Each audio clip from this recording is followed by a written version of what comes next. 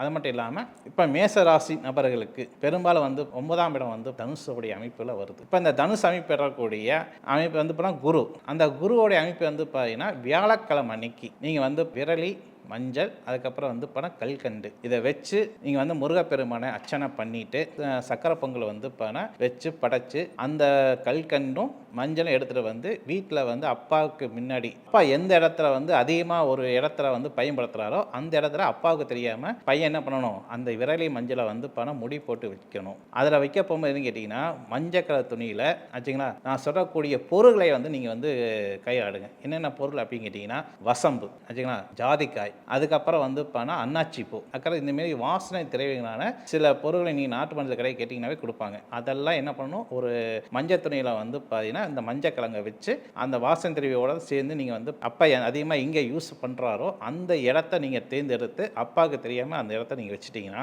பையன்கிட்ட அப்பா வசப்படுவார்.